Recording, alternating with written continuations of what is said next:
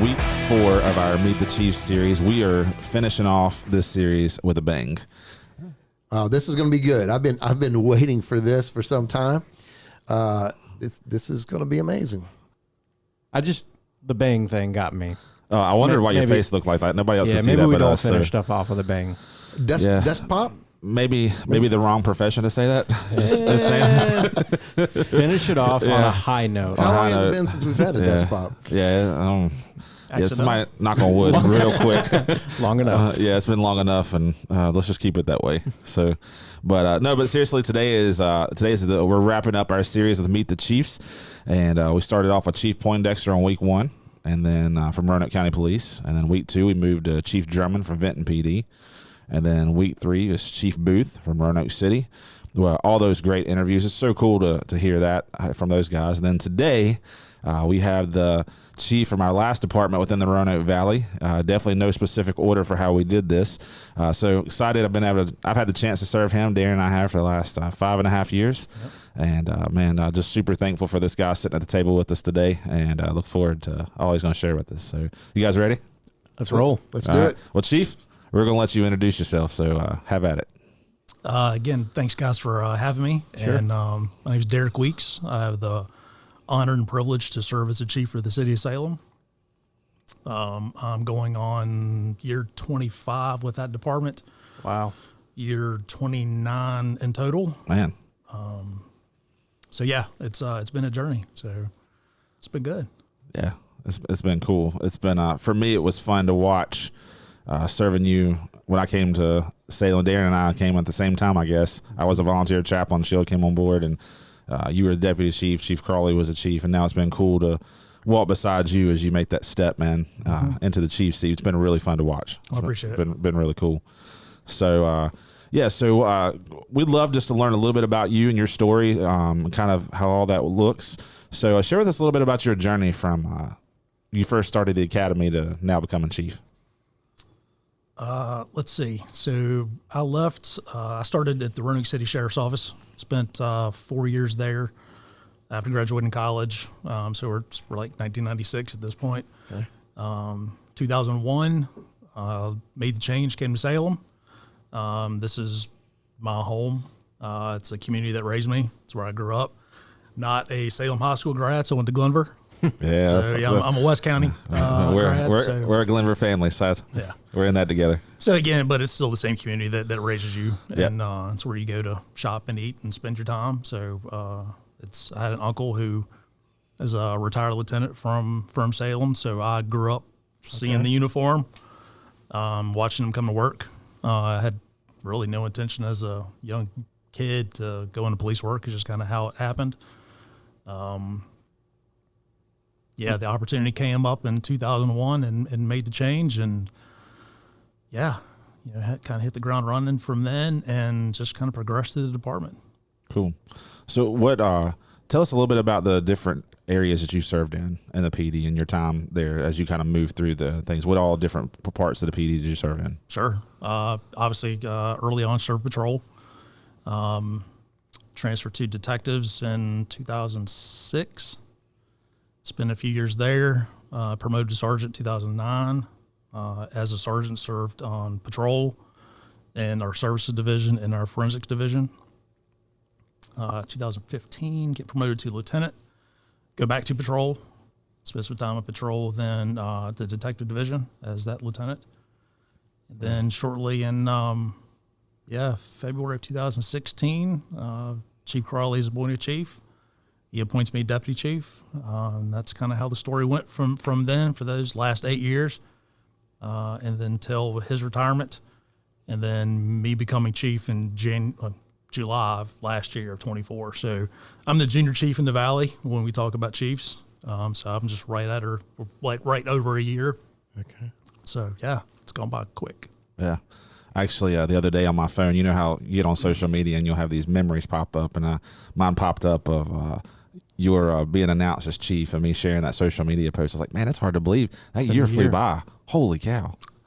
Well, yeah, your year is flown by with SHIELD. yeah, that's right. So, again, backtrack to that story a little bit. So, what are we, 2018 or 19? 19. 19. Yeah. But your church started hosting lunches once a month. So that's how we met. Yeah. And then those conversations of, hey, I kind of need a chaplain. I need somebody to put some influence in the department. And we started having those conversations. Yeah. And then you came along, Darren, and we started having those conversations. Yeah. And it was so wild when I started in Salem, and he said, "Hey, there's another guy coming on board too. I'd love for you guys to meet." And when I met Adam, I was like, "Man, he looks familiar. Like, why do I know this guy?" And we didn't know each other well or anything like that, but we had run into each other helping at this these retreats in years past. I mean, several years back, and so we were kind of getting reacquainted, but then really starting to get to know each other. And wow, when we, I guess we got started in 2020. It was the month before COVID struck. Yeah, because we were just getting timing. cranked Yeah. up, Yeah. and boom, shutdowns everywhere, and kind of changed things for a bit, and how we interacted and that kind of thing. But it's been amazing. well, and I think I've told both of you, I kind of knew seeing both of you interact, and your circles are small anyway. It was evident that you guys knew each other some, and then I'm like, this won't be long before he's working for SHIELD. And so I'm like, when it happened, I'm like, if it happens, cool, and if it's good, cool. If it's not, hey, it's not my fault, right? I didn't introduce you, so. Well, year one has gone well. That's right. So he's completed year one. He's on into year two, and Still in probation. I was going to say, He's off probation. He's am I off off probation now? I was like, He's, phew, I can breathe a little bit again. yeah, So- it's been amazing to have him on the team, and you know this well.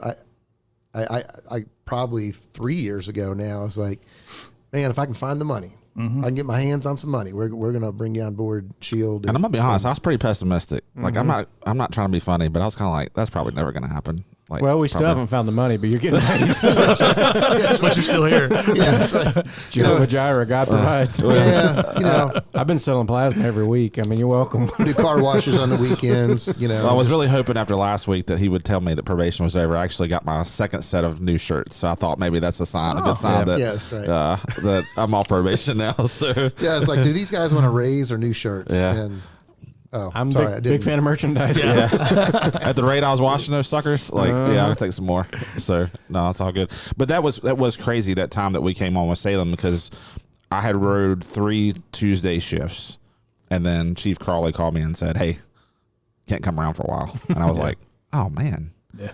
And then he called me in May, and he was like, "I need you to get here. I need you to get here as much as you can, like bad." And I was like, "All right." So I showed up. You were the first person I saw when I got back the first day when I got there. And you were like, "Where you been?" And I'm like, I know he had this conversation to play with me. and so no, but it's been cool, man. It's been pretty incredible actually to watch all the cool stuff God's done over the last 5.5 years.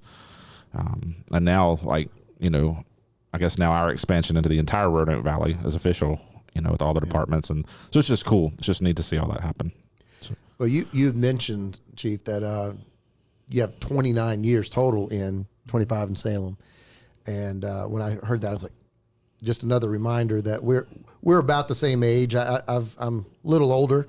Don't hold it against me too much, but isn't it amazing how quickly the years tick by? Like I just completed 30 years doing what I'm doing, and it just blows my mind how quickly it goes by. And you know, looking back, it's amazing the different people that have spoken to my life and that kind of thing. I'm just curious if there have been specific people that really kind of spoke into you early on, and as you were going through the department, moving to those different roles that really helped to mold and shape you. Oh, absolutely. Easily, Chief Dudley, early on as a young sergeant, had just sidebar conversations and would ask you to do things that really weren't in your purview, but you're like, why am I doing this? Then you realize it's a test, right? And it's It's what you do, and you don't realize in the background what you're getting prepared for, whether it happens or not. It's trying to prepare you to be ready, and when that time comes, no matter which chief it was, there's always somebody in the background kind of trying to cheer you on, whether you realize it or not, which is what we're supposed to do. But there were some of those conversations early in the morning. I was like, man, what is he talking about? But then when you reflect back, you realize why. So, Yeah. But definitely, and that's I'm generous. In definitely the responsibility that those other chiefs kind of saw in you early on, and I mean you got to take it serious, right? Yeah. And it's a tradition. As I walk by those portraits every day down the hallway, right? One side of the wall is chiefs, one side's are deputy chiefs, and then you look at it all the time, and it's history. So, yeah. Just heard somebody from a command staff, an department we serve, talking about a situation, and their advice was find somebody like that in your life. Find somebody that will, in the shadows, invest in you. And our world would be disciple, somebody that would give you those nuggets of gold to stand on top of. Right. And they were saying, watch out for people who refuse to do that. Watch out for people who refuse to have wise counsel. And it's cool to see that some of the shoulders you're standing on, talking to some of those guys, talking to Tim Guthrie a little bit, and these giants, if you will. He is kind of a giant. He's above 5'9". He's a tall dude. Yeah. Yeah. Well, Chief Guthrie would always give you this little test, and you thought, what am I doing? But then you realized what he's doing. Yep. And his answers usually were, That's right. You nailed that. but you knew, and it was just you didn't want to let them down. Yeah. So That's cool. Now he's probably giving more golf tips, I imagine, these days. I don't see him very much anymore. Is that right? Yeah, Yeah, good for him. yeah, he's doing a fair amount of golfing. Last time I ran into him, I run into him every once in a while. I don't know that he's changed much, but of course, then again, I didn't serve under him, so I don't know. I had lunch. It was an event we were at, and so I sat down with him and ate lunch with him, and just talking about retirement, and he's like, it's the best thing ever. So I worked my whole life for this moment. All right. Well, that's I'm cool. awesome. Well, that's what they all say. Yep. Right. Yeah. And he's And, like, yeah, you're going to be fine. yeah. And so that's what he's telling people. That's like, what he's always said to us. It's like, listen, you'll be fine. And that was as simple as it is. Yep. You'll be fine. So I think it would be safe to say, based off of what you said a second ago, they would test you. You weren't sure what was going on, and then kind of later you would see. So they had a perspective you didn't quite have yet, and they were teaching you through that. So let's talk about perspective for just a second. So you've gone from patrol level right out of the academy to now 25 years later, 20, almost 30 in total. You have an entirely different perspective now from what it was then. Talk a little bit about how your perspectives changed through your time. From, we hear people, and I know I hear you say one thing is I love about your leadership, and you and I've had these conversations, is I have to make decisions for the whole. Not everybody has all the information I have, and I'm having to do the best I can for everybody. Not everybody understands that, and I say that a lot to the guys when I'm with them. I'm like, you got to remember, he's working with information we don't have. Right. All these chiefs do that. So talk a little bit, Chief, about how your perspectives changed over the years and all that, and kind of where you've come to now. Yeah, I think at the patrol level, you're only looking at what's in front of you. Right. Your task at hand, whether you're answering a call, stopping a car, or serving a warrant, at an event, but that's your task. Yeah.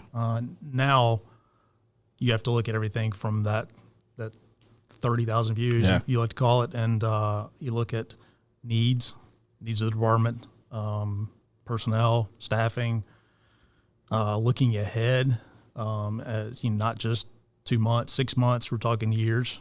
And some of that deals with budget, right? So you plan. Perspective is completely different. So it's much less. I'm not really doing police work now, right? And but it's more planning for the department for the future. But you're right. And sometimes they're privy to certain information for the department. Yeah. Just to make things happen. Right.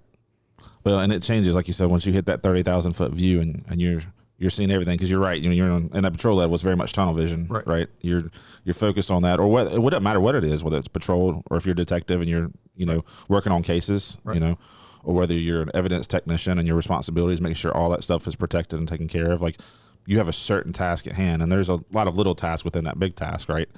But at your level, I mean, you're not just in a department. You're looking at a department, a piece of the agency. You're looking at the whole thing from top to bottom. This is how we take care of everybody. And so, well, you look at it from the department view and the city view as well, right? Oh, yeah, so, true. I mean, right. you try to be, manage the budget and the money. It's just taxpayers' dollars, right? So you're trying to, not spend, recklessly, and you plan for those things in mind. And you look at the city, so you're trying to make decisions that are safe for the city and safe for the department for what you have right now. Yeah, right. So you heard of the book called The Dichotomy of Leadership? Mm-hmm. So the dichotomy of leadership, struggling with, if you could choose, you probably, as a cop's cop, you want to make your friends and counterparts, you want to make them happy. And so that pendulum swings over there. But then you have the community that you get the privilege of serving. Right. So you have to balance those, and that's a tough act, being doing this now for a little while, talking with command staff and chiefs. That's that struggle. They don't have information over here, and if I give them what they think they need, it will not serve the community well, and so we'll lose all the trust and equity we have over here. And so that's the weight of the Eagles. Mm-hmm. I mean, well, from a community that supports us wholeheartedly, right? Mm-hmm. I mean, you stop by Chick-fil-A, somebody's probably trying to buy your meal. yeah. And people wave at us with all their fingers. I was just getting ready to say that was my first ride along in Salem. That blew me away. I had been riding in the city for many years by that point, and some in the county as well by that point. But then when I started the first ride along in Salem, I was like everybody's waving at us, and like with their whole hand, like all their fingers are up, and they're like genuinely waving, like. Right. Like they're happy to see And then you. I'm waving you down. And They're just saying hi. yeah, just saying hi. Mm-hmm. I'm like, I was not used to that, Yeah. and that was really neat to see. And That's been years of development, though. Well, that's what you don't take for granted. Yeah. correct, Right? And, Correct. and you have a relationship. We all know it could end tomorrow, just Yeah. either from a national event that had nothing to do with us. Yeah. But even when those national events happened, the community still supported us the way they always have. That's And- awesome. And that part didn't change. That's fantastic. Well, it's one of the things that we've come to learn is that the average department has about 25 officers nationwide, and so sometimes people think, okay, Salem's on the smaller side, but actually it's about 3 times the size of the average department across the country. And one of the things that I know I've heard you speak about before is just the responsibility of having the civic center, of having the fair, having different Right. There's a lot that goes on in Salem that people don't think about, that the police have to interact with, Right. and to keep people safe and keep things running smoothly. So Well, it's funny when people describe us as a small department, I kind of correct them pretty quick. Like, we're a good mid-sized agency, that's right. right? So I try not to think in the small terms, because then if you start to say you're a small department, then you think smaller terms. But as we talk about time going by for us, as soon as the fair ends in July, now we're on today's the first day of school. Old Salem Days is coming up, the marathon, Christmas parade, year's done. So in our mind, the year's almost done. So because there's still all these events at the Civic Center that are going on. Baseball's about to wrap up. So we're busy in overtime. Burnett College football is about to start. So, I mean, our late summer fall is basically done. I'm already thinking about January. So then now it's 2026. Yep. So that's time just clicks by for us. As soon as the fair's over, it's on to the next event, and then it's time for Christmas. So Wow. thinking about what you've just shared, that as a chief, you got to manage all these different things. And probably as a patrol officer, you didn't have that perspective. So that has grown with you as you step up into that rank, and you are standing on the shoulders of some awesome men and women who have helped encourage you and disciple you and train you. Two questions. What are some of the things that you're passionate about way back when you first started? You were like, oh, I hope I get into blank tonight. Was it evidence, civil process? Was it stopping cars, interdiction? Oh, as a young patrol officer? Yeah. So we had a really good shift. Yep. Chief Crawley's in the shift. Some other folks that sometimes we described ourselves as sharks in the water. So, you didn't take off Friday and Saturday night. Yeah. So we were all there, and you knew when the bars were closing. So downtown was a little different then.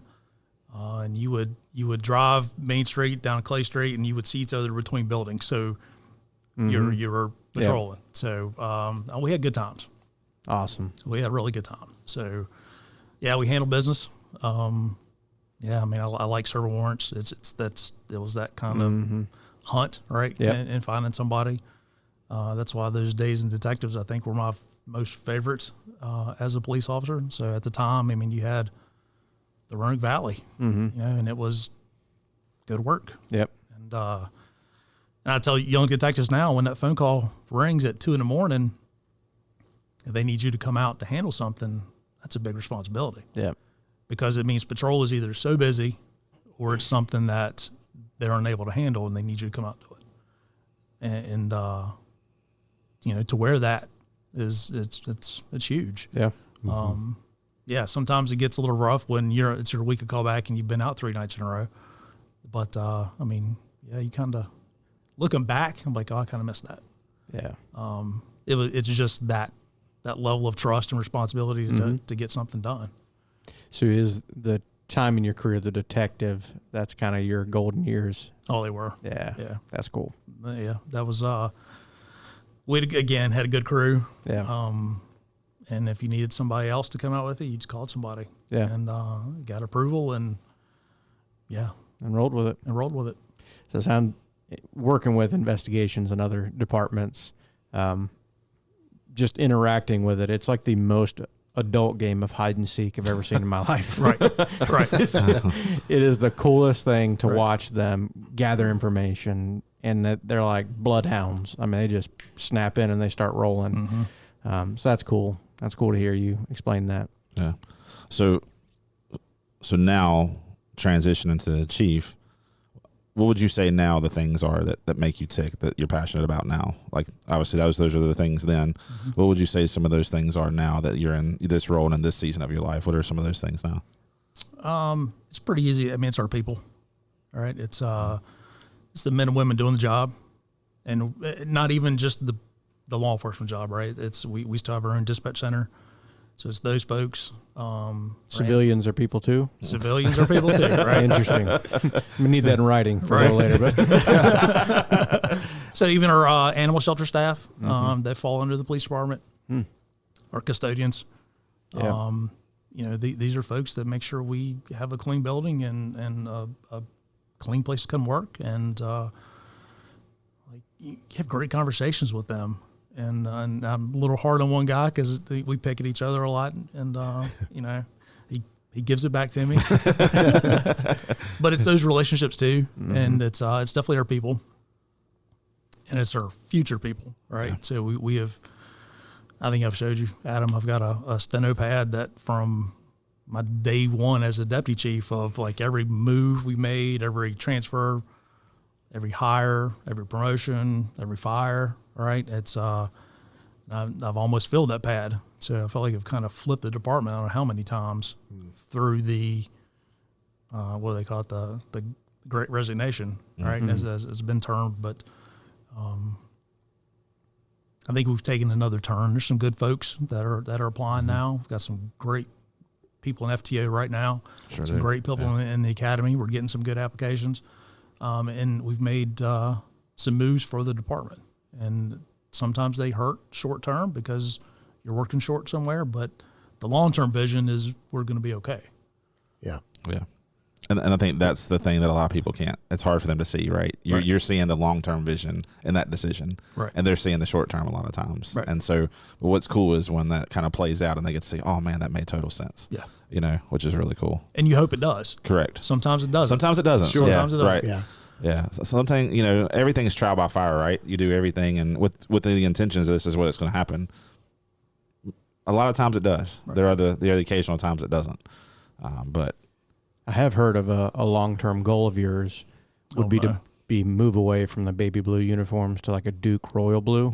Is that rumored or? That is rumored. This is our identity, right? As I'm wearing this right now. I just wanted to spell it here and now. If there happens to be a Duke fan at this table, it is not me. No. Yeah. Well, some of us like to, I don't know, celebrate champions, but others just. That's why we wear this, right? Yeah, right. So obviously we do stand out pretty easily. Yep. And I joke all the time that sometimes when the light blue shirts show up to a call, then you know people are kind of held accountable. So yeah. a little different when we show up. I've heard it on body camera before. Oh no, I'm in Salem. I'm in Salem. Oh, I'm in Salem? Yeah. So I'd like to ask you about something you said earlier that kind of ties into something you just said. You were talking about the weight of national events and how that can bear a weight here for you and for the department, because that actually came up in one of our other interviews with one of our other chiefs too, talking about Gareth and him were having a conversation about that pendulum and that back and forth weight of you as a chief having the weight of having to watch these national events occur and how that's going to affect us locally, also local things that we are dealing with right here in town. So how do you handle the bearing of that weight and the going back and forth of those two things and how it affects, you know, the city of Salem and the people that serve there? You kind of take it in stride. So there are, daily you kind of start, I kind of start the day of looking at at the news.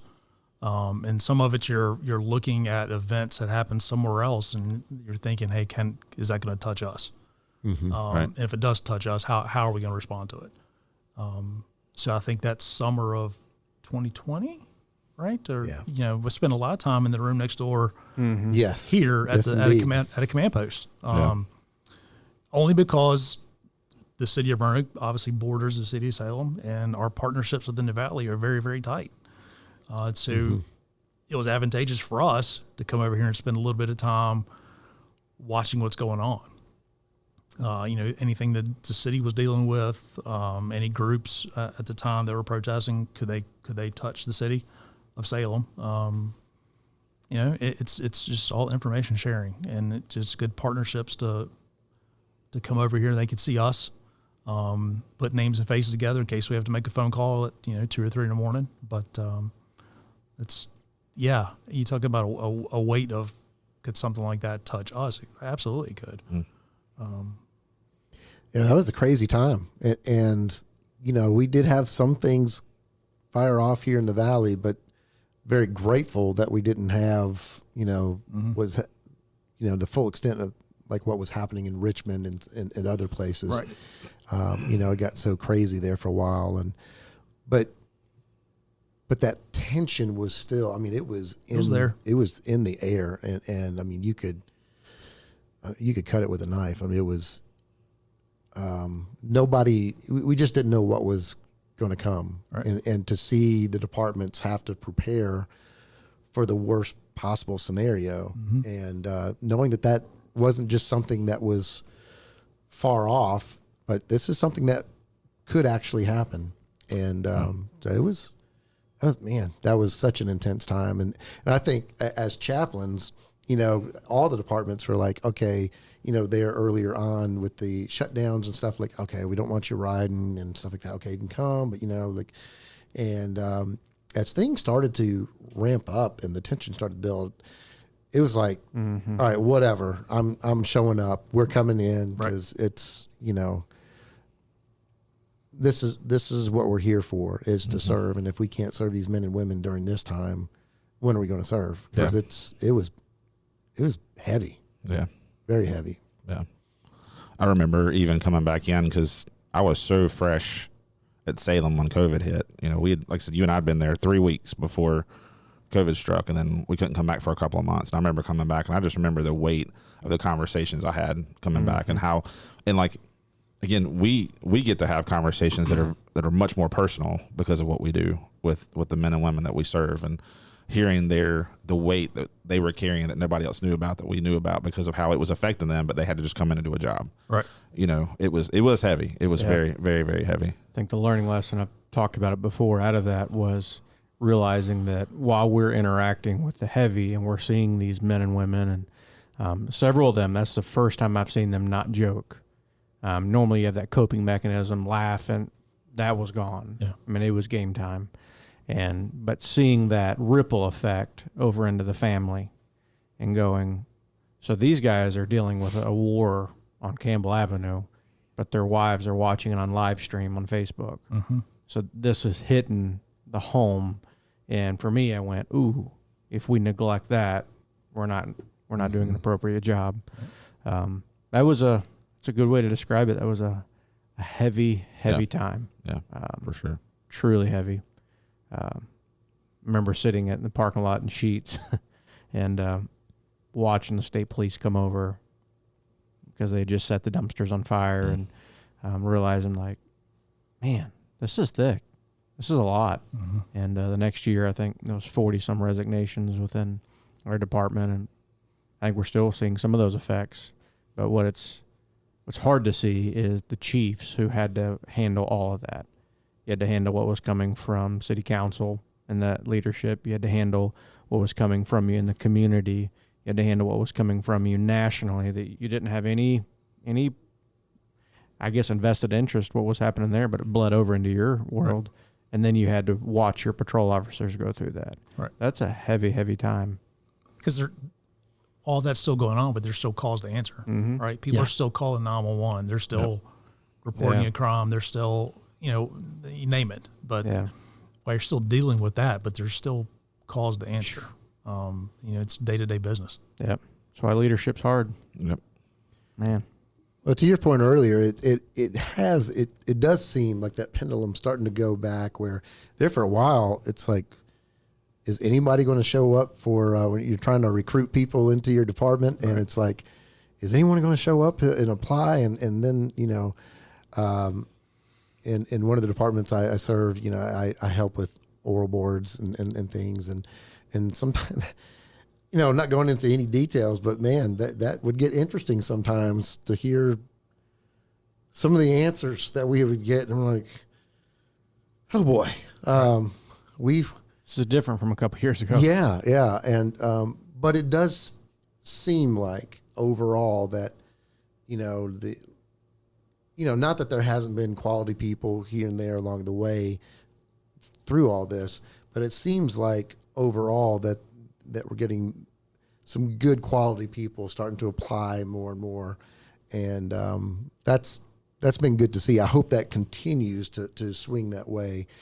So we can, every department wants to have the best of the best, right? And it's so tough. Everyone we talk to, right? You're going after the same people, right?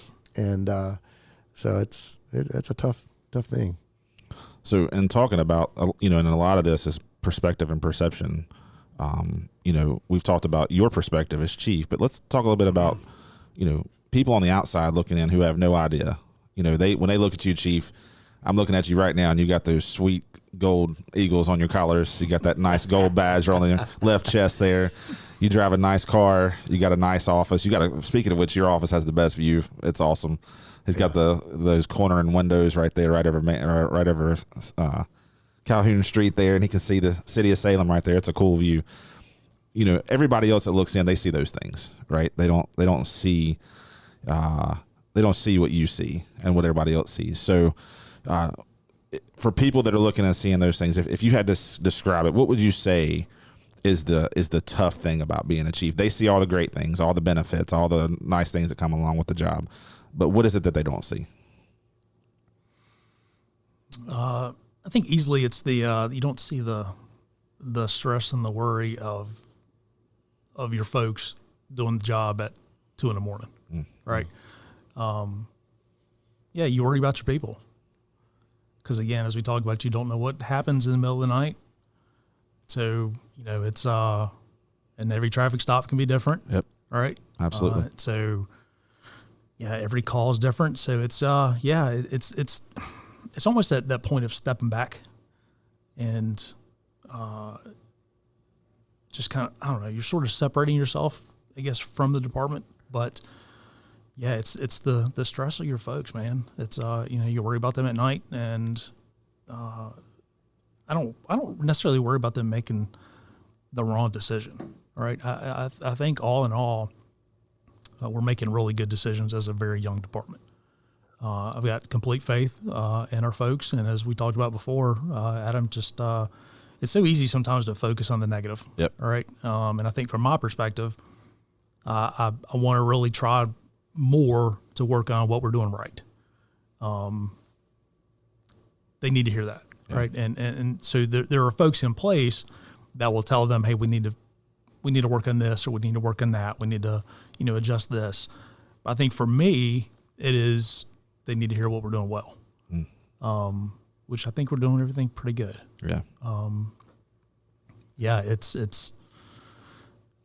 I can't control the calls that come in. I can't control any of that, and that's part of the allure of the job, right? It's different every single shift. Yep.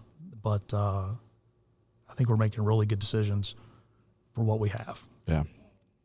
It is interesting. You do feel, and I have a very, very, very small taste of that. I only have, it was just me with SHIELD for a while, and now I've got two other guys with me, and I'm like, and they have kids at home. So my kids are grown, married, and all that kind of thing, and now I'm going, oh man, I got two other guys that they need paychecks. They've got a wife. They each have a wife and kids and all that kind of thing. And I'd love for them to volunteer their time, but it turns out they like getting paid and like keeping a roof over their heads.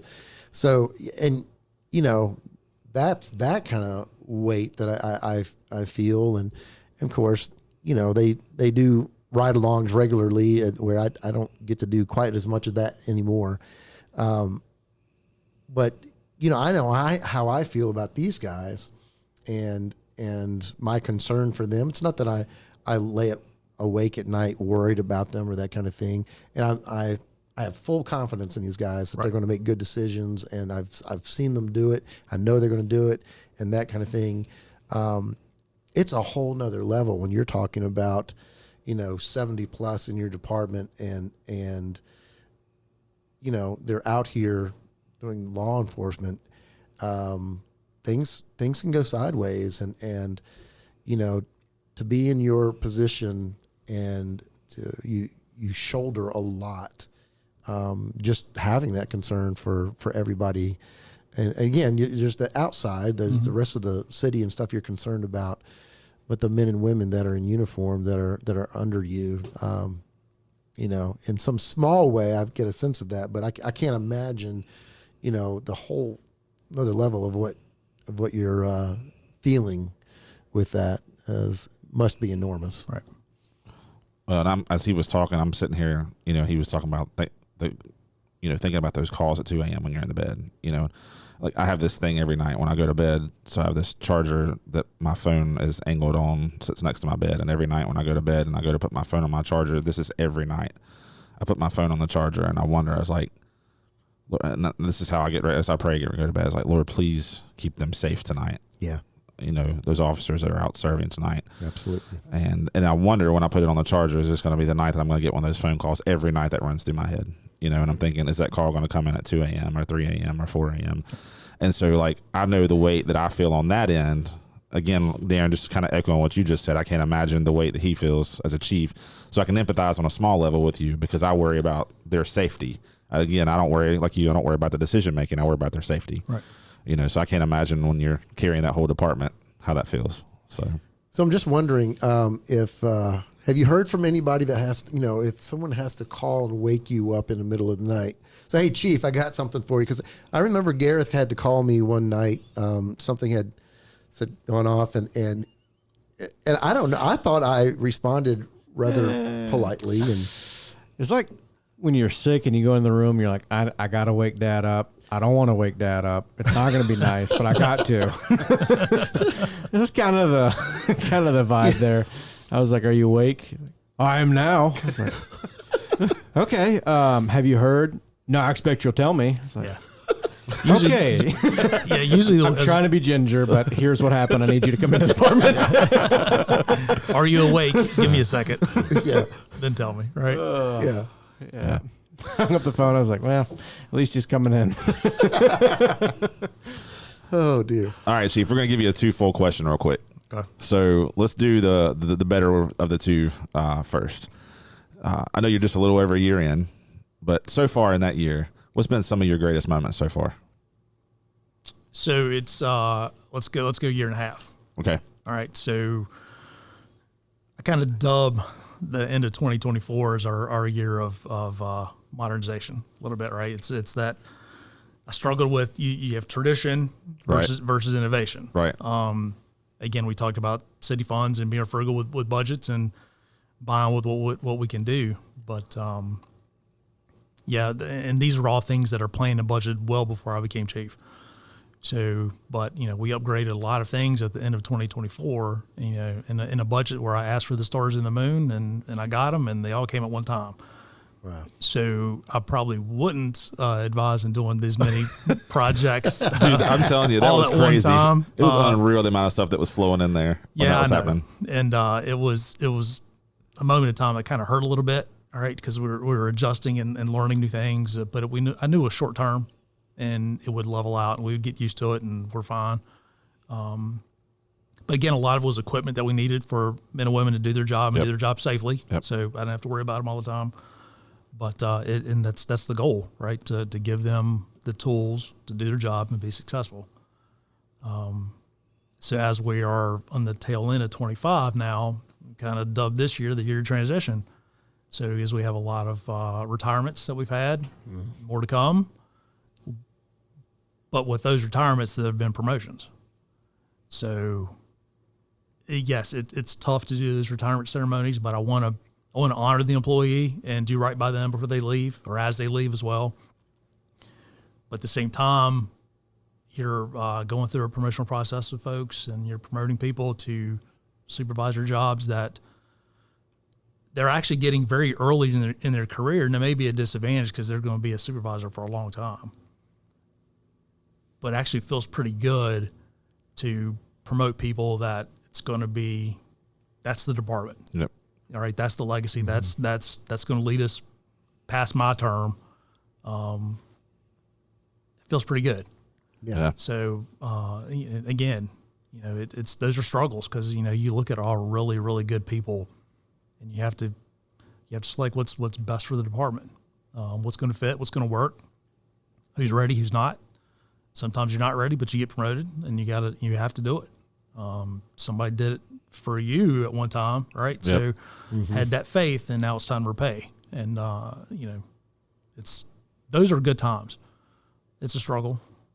There are some sleepless evenings of all right, what choices are we going to make? How are we going to play this? And it's a game plan. It's not just, hey, we're going to promote this person. It's going to be effective on Sunday, and there we go. But it's all right. Let's look at, can they wrap up what they're doing now, and what gives them time to talk it over with their family, because it's a large family decision. So we went to permanent shifts in October of 2022. So now you kind of talk to somebody being a sergeant. It's like, chances are you're probably going to permanent nights. So when you talk to somebody about that, it's like, I don't want your answer now. Go home and talk to your spouse. They're quick to always say, "Oh, I'll take it." I'm like, nope. I'm not taking this answer, right? It's not on me, right? Yeah. So sounds like a man that's been married for a while. 23 years. There you go. Yeah. So it's and I kind of put that burden back on them. Like, you need to go have a conversation because it's gonna change your family. That's right. So, but we've all kind of done it. We've made it work, and you do kind of make it work. Yeah.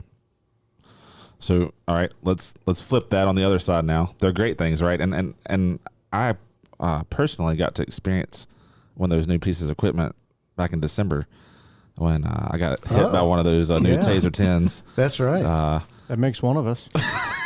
Yeah, there's I believe only one person at the only stable that has not been tased. There's two, actually. Oh man. Yeah. You can do it together. Or not. I think I'll pass. See? Thank you. They try to peer pressure me every week, and I'm like, I made it through middle school. Like, good for you guys. Right. I actually Darren did it. Good for Darren. Adam did it. Good for Adam. Yeah. I talked with a volunteer chaplain who serves somewhere in another department, and He got tased too. he got You talked tased. him into it. He has epilepsy, and he hadn't had a seizure in years, and he had one some time ago, and I apparently didn't talk to his wife about what he was doing before he was tased, but he was tased. Even this guy that was fine, and still can't talk this guy into it. But So one day, I have talked with the instructors here at the academy to see, how bad would it be if we had like an involuntary tasing? Like that's a whole different story. Wow. but Yeah. As he's walking down the hall. I mean, we could probably put the mats out. I was gonna say we could plan it where one of us is like in a room and we just slide the mat out as I hit him with it, and he just goes down. I mean, That's a whole different deal. Wow. I'm not volunteering. They won't give me a T-shirt. They won't give me a taser. Nothing. You just get pain, and everybody laughs. And it's well, like, see, that was my question. let's just go to lunch. I said I scored 100 on the exam, and I volunteered to get tased, and I still don't have a taser. Something is wrong with all this of picture. those things are So- self-inflicted. I won't do a dog bite either. No, I wouldn't either. Darren does the suits, and Scarlet doesn't bite you, so that doesn't count. No, that's great. No, it these was, were this was an alligator that got me. yeah, And they were doing a leg bite, and they said, "Hey, chap, you're gonna want this cup." I'm like, "What? I thought you said it was gonna be a leg bite." Yeah, sometimes they don't get the leg. I'm like, okay. So, so they remind me of that. But you still did it. yeah, I mean, it seemed like a good idea at the time. It's not a good idea. Zero good idea. Took 2.5 months for that knot to get out of my leg, but Yeah, the same with my the one on my leg from that Taser 10. It took me 2.5 weeks for that thing to go away. It was not pretty. So then why are we peer pressuring me into do it? Because I still think you should do it. So nothing helped my back more than being tased. Well- I'll be very honest. I'm like, I should do this once a month. well, and I'm gonna tell you what those guys told me. They said it was great for department morale if the chap does it. That was what I kept hearing. Yeah. So is like so- prayer and ice cream. Chief, Chief, I've told you from day one that I was 100% in from day one. That I was never gonna be less than 100%. So Call a food truck and give it a day. somebody called me on my bluff last year, and Well, I appreciate it worked. So yeah.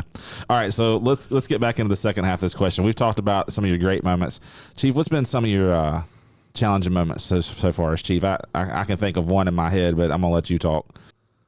Obviously, there's been plenty. I mean, every day is a challenge. Every day is because I think of what did I fail today, right?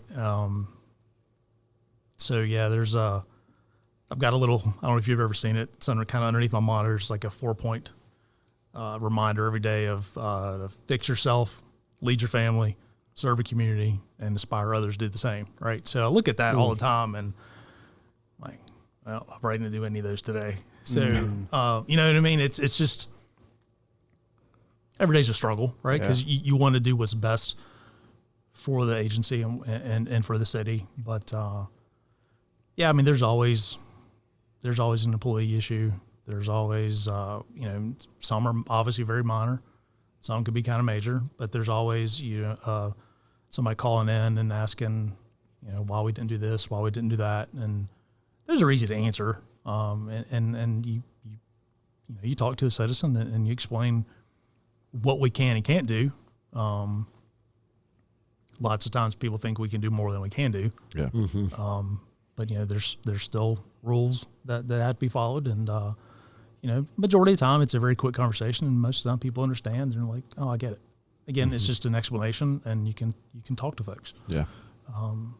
But yeah, and then some of those struggles too. Right now is those 8 years of deputy chief. I was pretty solid by year 5 or 6 or 7 or 8 because I knew my role. Right. We all have a position to play, and I try to take care of Chief Crawley, and do things day-to-day operations. So now it's that kind of step back to let the new deputy chief and the two captains have decisions and run day-to-day. We talk about it a lot, and then I let them – I mean, they have the autonomy, obviously, to make decisions. And we talk about it openly, and usually it's, I don't say a whole lot until it gets to the point of like, have we thought about this or that, or like we've already tried that a couple years ago, or let's think outside the box. Let's again. I'm not afraid of moving forward on some things and thinking outside the box. And again, tradition versus innovation. Let's look long term. So yeah, those are struggles. And those are self-induced, right? Those are my struggles. Just to step back and not just take over. Yeah. To let them learn their roles, and they're also a little over a year in these positions as well, and we find our way. And it's fine. Yeah. It's cool to hear you say that. It's transition, right? It's happened. I don't know how many times that we've had new administrations. Mm-hmm. It's going to happen in every department. It's going to happen past me. And it's going to happen past the next chief. I mean, that's what keeps you alive. Yep. That's cool. Thanks for sharing that. Sure. I know that sometimes as a chief, everybody's gunning after you, trying to hang you on something. So thanks for being vulnerable with that. I think well, and there are lots of times people will like come to me directly, and I have to like hit pause and like, have you talked to the captains? I'm sure that's hard too. Or have you talked to the deputy chief? And it's not that I wouldn't make a decision for them, but it's like I want them to know one of these days, if that person is in that same role, you don't want somebody to bypass them. Mm-hmm. All right, so there is a chain, and there are the way decisions are made, and like if you don't follow it directly, like if they come to me, I'll direct them back at the chief. I mean, at the captains or whatever, or if it's via memo, right? I'll write back on there, discuss with, and send it back, because it's easy to come to us. Mm-hmm. And I mean, I'm a pretty visible chief, I think. I mean, I don't do as well about visiting the night shifts. All good intentions half the time, then just day to day takes over. But I'm pretty visible within the building, walking around, and again talk to everybody just about every morning. So it's easy to approach me in the hallway to ask me about something or whatever, But it's easy to then have to guide them back to, all right, let's start at the appropriate channel and let's work it up. Yeah, Yeah. I think that's one thing we've seen in generations of policing that are different. We'll call you respectfully like the old guard. You guys have done it. You've earned the stripes, you've earned the scars, you've earned all that. And policing was much different 30 years ago. And the training process and how you guys got to the place you're at today is wildly different than the 20-some-year-old that's going through the academy now. Mm-hmm. And so I've seen guys, regardless of rank, struggle with that. I actually talked to a guy the other day that this gentleman was struggling on FTO with one particular issue, and his supervisor said, when I went through, there was no FTO. So I don't know why he can't figure it out. And that's a reasonable thing to say, right? Right. That's totally reasonable. But there are generational differences. One of the things that we talk about is the generation now that we receive. We can make fun of them. We can poke holes in them. We can call them whatever. But that is our future. Mm-hmm. So how do we transition them to warriors to be able to inherit this? And one of the things that we have seen universally is that people from your generation typically wake up every morning and what fuels them is productivity. Right. I'm making progress. And I and kind of what you just said, I look at this checklist and I go, did I progress in those areas? Sometimes the young generation, they don't have that checklist in their brain. They need a little more of that, so which is why we have to keep some guys like you around to download that. They wake up and go, I want a relationship. I want a relationship with my supervisors. Right. And so we talk about, again, that dichotomy. If you have young officers and they have really high relational aspects, they'll buddy up in cars and talk for 12 hours and they love each other and they go home and nothing is done. Right. Then the flip side of that is you have guys that have zero relationship and they just work like dogs. And so that middle ground is probably where we need to be. Have you seen and experienced that in your world? Oh, sure. As a young patrol officer, I mean, you didn't talk to your lieutenant unless they talk to you, right? Yeah. And it's kind of, It's different. Yeah. And I have to step back and think, is it bad? That's the world they live in now, right? I don't know. It's pros and cons. It's pros and cons. Yeah. We had somebody from command staff in one of the departments we serve who would continually joke with the guys, I'm going to come ride with you one day. And as a guy from the old guard, that's a joke because you're a patrol officer, I am blank. That doesn't happen. For them, that was like, oh, he wants to have a relationship with me. And they were missing each other. And it was just a simple joke in the hall. But this young guy was like, oh, man, this guy's going to ride with me. He's going to value my relationship. And the command staff's like, no, buddy, I'm picking on you. Like, go do your job. And so it just kind of highlighted that issue. So we were able to help a little bit alleviate that. Like, hey, maybe don't pick on the younger guys like that, because that is a weakness of theirs. And then that is a weakness of yours. So, again, kind of going back to one of the hard things of leadership is you have different personalities, different people from different generations, and you got to mold all that. And we had a chief tell us the other day, which was pretty wild advice. They said, if I make a decision and everyone's happy, I immediately know that I was wrong. Correct. It's like, Because you can't make everybody happy. like that. And it's also not your job to make everybody happy. Yep. I saw a thing that is, if you want to make everybody happy, you sell ice cream. Right. You know? Yeah. You There know? was a vacancy in one of the departments we serve for deputy chief. And so we thought about having Potter apply for it.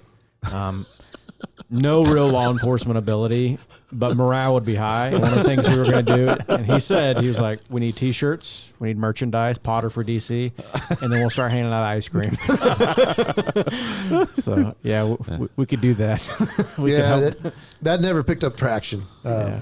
Turns out for a good reason. Probably so. It turns out there needs to be some leadership there. So I remember last year there was an incident that happened in our city. And I say our city because you and I just live down the road from each other, and I've been serving in Salem from day one, and it's home for me. And there was a incident that happened that would become a multi-agency incident that lasted for several days. And when I thought about this question going in today, I was like, man, those were a tough couple of days. That was a lot of pieces surrounding that were difficult. But when you were talking about a minute ago about like enabling your command staff to do their job, it was cool to watch you come in and do your role as chief, but allow them to serve their roles and especially when there was multi agencies in our building. Our building, our central room was the command center, and everybody was in there, and I was in there listening to everything that was happening and watching and trying to figure out how we could help. And it was really cool because I was thinking to myself, and I'll be honest, some of those things within my head were, man, like, talk about getting your feet wet coming into chief with an incident of that caliber that we were facing, during all that. I publicly want to say, man, you did an incredible job with that. And it was awesome too, to not only watch you do your job, but to watch you allow your people to do their jobs. It was really cool to watch all that unfold, as hard as that incident was. That was some stressful days. Yeah. Yes, because you let them go to work and then come into the classroom, and then I see all those agencies who just showed up. Yeah. Again, that's our partnership in the Valley. Yeah. And some were making phone calls and say, hey, do you have this piece of equipment? Do you have this? Can you help us out? But in the backside, I'm filling in city administration of what's going on, fielding phone calls from the schools and from our the city PIO to making sure information is coming out. Now, obviously, I got kicked around pretty hard about the information that was released, but we also had an investigation to take care of and maintain the integrity of the investigation. Again, that's a side people don't see. They don't understand. Because I got asked several questions after that, and then I could easily hang my hat on, but we made an arrest really, really quick. Yep. So, I hung my hat on that pretty quick. There's not much rebuttal from that. Right. When it got taken care of. Yeah. So yeah, those are rough days, long days. A lot of sitting around after the fact at the end of the day, talking about the day, talking about leads, talking about what's going on,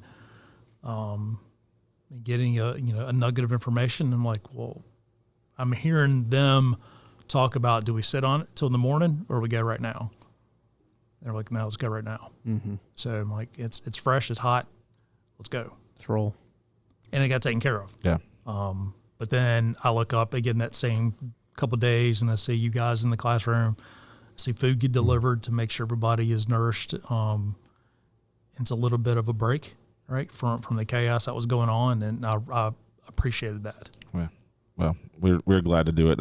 There's a lot of things in those moments we're unable to do. We're not law enforcement. A lot of things that we can't step in a lot of arenas, but there are a few things that we can do, and that's one of them. And that's pretty easy. So I'm thankful we were able to do that. But just want to tell you, man, I appreciate your leadership and the way you handled that. It was incredible to watch from start to finish. So it was really good. Well, thanks. Yeah. Thinking about that, that brings up, we got a couple more questions, and we get to release you, and we get to go to lunch. So it's a very important part of our day as chaplains. Thinking about kind of the 30 years in law enforcement, and then kind of what you described, we'll obviously leave the details out, but kind of that rough time, and being able to see like full-time police chaplains step in and take care of your guys. 30 years ago, if that day happened, would there have been anything like that in the area of officer wellness? No. Yeah. No. So it's fair to say there's been a shift with officer wellness to help out not only mentally, physically, or spiritually guys. What have you seen from day one to now in that pendulum of officer wellness? What have you seen? Yeah, it's huge. It's completely changed because now, again, as you try to read daily of what's going on in the profession, there's always information about wellness, whether it be physical wellness, spiritual wellness, financial wellness. Then having you guys just around a lot just to talk, have conversations, joke with the guys, bring Scarlett around, going to dispatch because I know they love seeing her. Mercy, if I don't take Scarlett up to dispatch, they'll be looking out the window. They see you. They know when I'm there, and I'll get Hartman's calling me. He's like, "Listen, brother, they've already seen you. They know you're here. If you do not come up here, we're both going to be in trouble." Yeah. Right. I've answered this question a million times, but they still ask me when I show up there, "Where's Scarlett?" She's where she always is. She's with there, and I don't have a dog. This is why I'm trying to get a ferret. Oh, man. Yeah. We're going to have another animal. Me and Adam feel left out. No. But you've seen a pretty significant shift, and kind of the profession as a whole is being more intentional with that. Sometimes from guys of your generation, it's like that rubs you the wrong way because that wasn't your experience. That wasn't how you grew up. Right. And then you look and go, those guys do need that, though. Right. They do need wellness mentally, physically, spiritually. What are some of those key points you've seen change? And you're right. My generation is you suck it up and you deal with it and you go on to the next call. I can't say that I there's a few calls that still linger in my head every now and then. Not many.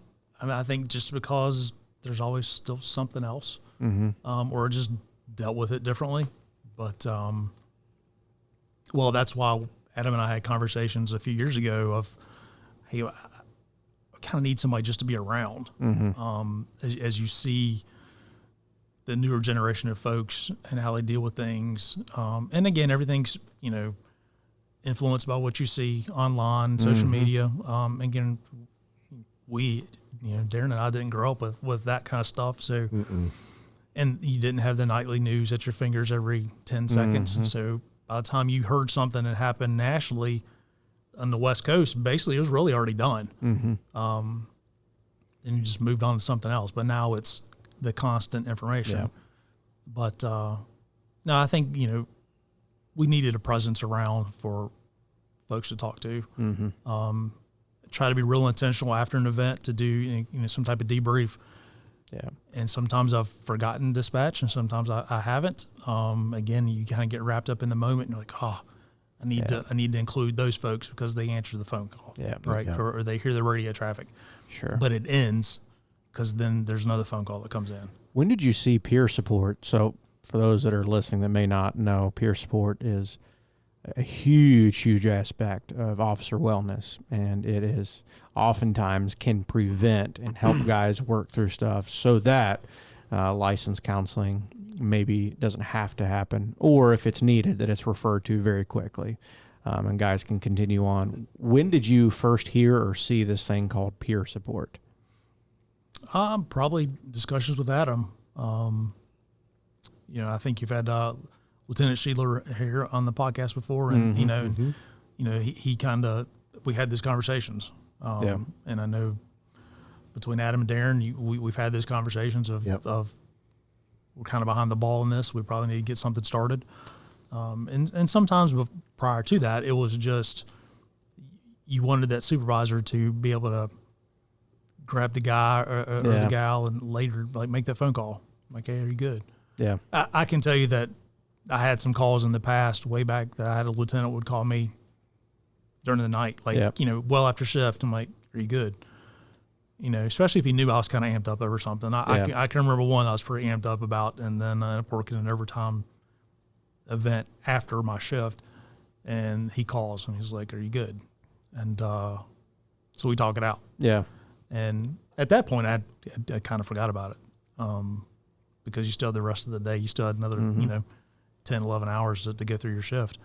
Yeah. But, so what's powerful is in the area of peer support and wellness, we could articulate that it's a newer thing. That's kind of a relative term. But one of the things we always encourage is be careful as supervisors, because when you ask a young officer, are you okay? Are you good? That's the guy that holds the keys to the kingdom. He's the guy that's going to promote me. He's going to recommend me, or he's going to deny me. So guys often are forced to say, like, yeah, we're good. Right. Which means, like, I'm not suicidal. I'll see you tomorrow at work. Right. It's not a good overall indication of health. But what's cool to hear is, like, on one of your worst days, one of your lieutenants outside of his rank, if you will, called to check on you. You're able to talk about it, and then you're able to kind of move on. And so kind of what we're finding in peer support is there's this really, really cool aspect that once we talk about it, that begins to heal that part of our brain. And that's why we allow and provide opportunities for it. Something newer to guys. When we talk to guys of the old guard, that's like, talk about it. False. Right. We move on. Yep. But there's also pretty big negatives in that. So it's cool to see the change and shift in peer support. Yeah, I'm really excited for where that's headed. September, I'm going to be taking a group of 4 guys to Norfolk to attend the First Responder Wellness Conference. Looking forward to what we're going to be able to bring back from that. Kind of help getting ready to purchase an entire SISM library for our peer support team and working on all that kind of stuff. So I'm excited about where all that's headed. I think it's going to be really good for our people long term. I think it's going to be, like I said, things have changed and where things are developing, and we're experiencing that in every department. Yeah, that's just something that's just across the board. It doesn't matter what department you're in. Yeah. That's all things that are currently developing in and through departments right now. Just need more tools in your tool belt. Well, and it doesn't all and just about the time you think you have it dialed in, personnel changes and things like that, or different things going to impact it. It just it gets put on the back burner, and then it's like, we need to revisit that again. And just like any other division in a department, you get it dialed in, and then you turn your attention somewhere else. It's like, we better take a look at this again, and so with our roles in a department, it gives us an opportunity to keep focusing in on the peer support and those kind of issues. I guess one final question, Chief. If you have a young guy that's starting out and they're just starting into their career, maybe they're a year in or so, and they're like, you know what? One day I'd like to maybe be chief. There's a lot between that first year patrol guy and getting up to the level of chief in a department. What kind of advice would you give a young officer who may have a desire to kind of keep moving up through the ranks and perhaps one day being in that role of being chief, deputy chief? I think first, you're going to ask the question, are you sure? Yeah, that's right. Are you sure? You sure you want that? And honestly, they probably get no way of saying yes because they have no idea what's involved. Exactly. I think in a nutshell, it is like being true to yourself. I think for me, not getting wrapped up in the culture, right? The police culture, right? I think I've done a fairly good job over the last almost 29 years of not letting this like consume me, right? And it is, you don't introduce yourself of, first time you meet somebody, I'm like, hey, I'm Derek, I'm the chief. Yes, right? And it's, I don't know, I think it's something you just kind of have to work at, that are you a husband and father first? And this pays the bills and allows you to raise your family. But at the same time, you have to be serious enough that you those are almost in the same level.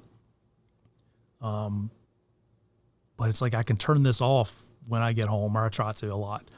And, and even when my kids are, they're not kids, they're young men, so a 21-year-old and an 18-year-old. And, I was dad.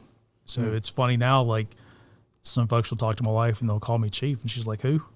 All right, because she just sees me as me, right? Yeah. And so yeah, no, it's but you need to learn a lot. If there's a young officer that says, "Hey, I want to be chief one day," then you go out and do your job, and it is, you try to experience everything you can, learn everything you can. You hope somebody's investing in you at some point. That's either having hard conversations with you behind the scenes. And again, it's just giving you the tools to do your job, to then hopefully compete for that position one day if that's what they want. Yeah. But I think you have to have that hard separation somewhere of like, don't let this consume you, because there's still life outside of wearing a uniform. So that's such good advice. Yeah, such good advice. Yeah. We see guys all the time get caught up in they've thin blue line socks and 5'11" underwear or whatever else, like they're all in. They're living this. Right. They're living this 24/7. It's like, hey, you're a man or you're a woman. Like, maintain some relationships outside of law enforcement. Those ones at home, the people that are sharing a roof with you, you better invest in those relationships. And that's really good advice. I'm glad you incorporated those other things that we sometimes hear as well, as get experience in different areas and all that kind of thing. Go to your job, but I'm glad you led with, hey, take care of what's at home. Mm-hmm. Yeah, and sounds like your wife is helping you with that too. I know probably don't want to pull that Band-Aid off, but she said she doesn't often look at you as the chief. She's like, honey, would you take the trash out? I'm like, I'm chief. I'm like, no, Derek, take the trash out. That probably helps a little too. It's funny. A few weeks ago, she's a teacher, so she's going back to work. But at the summer, we were having lunch at the house, and I was kind of quick to have lunch and leave. And she's like, where are you going? I'm like, well, I've got some errands to run. She's like, errands? I was like, well, I am still the chief of police. I do have things to do. I said, I could get somebody to do them today, but no, I think I'm going to take care of them. She's like, touche. That's awesome. That's good. Oh, that's good, man. So, well, Chief, thank you. Thanks so much for being here. I really appreciate you making the time. Thank you for sitting down and having this conversation. And like Garrett said earlier, thanks for your vulnerability. Really appreciate you being willing to open up and share. And thanks for all you do for the city of Salem. Absolutely. I know that's we all know that it's not just Chief, it's across the board, but especially guys in your position, it's a very thankless job. But if you don't hear from anybody else, we're thankful for you. Thankful for your leadership. Well, I appreciate you guys. And I appreciate hearing you describe the department as us. Yeah. Right. And because I often describe the city as my city. Yeah. All right. Not to be egotistical about it, but I mean, you care about it. It's taking care of me for this long to try and take care of it. Yeah, that's right. But a little ownership, right? Yeah. And that's kind of what matters. But I appreciate you guys. Yeah. Well, thank you. Well, I'm excited for people to hear this episode. I think it's going to be good. I had several of our guys come up when they saw the announcement about Meet the Chiefs, and they said, "Chief, he's going to be on there." I said, "You saw him on the graphic, didn't you? He going to be on there?" "Yeah, man, I can't wait to hear what he got to say." I said, "It's going to be good. So don't worry, it's going to be good." I know just from conversations, it's going to be good. So I'm excited for them to be able to hear this. So looking forward to it. But again, thanks for your time, Chief. I hope you have a great rest of your day. And we will catch everybody else on the next episode of the SHIELD Armory. Thanks for spending time today with us on the SHIELD Armory. We hope this episode brought encouragement, insight, and a reminder that you're not alone out there. Whether you're on the road, behind the desk, on dispatch, or at home, know that your service matters and you are seen. If this episode helped you in any way, share it with someone you feel it could be an encouragement to. And don't forget to subscribe so you never miss an episode. Until next time, stay safe, stay grounded, and as always, watch your six.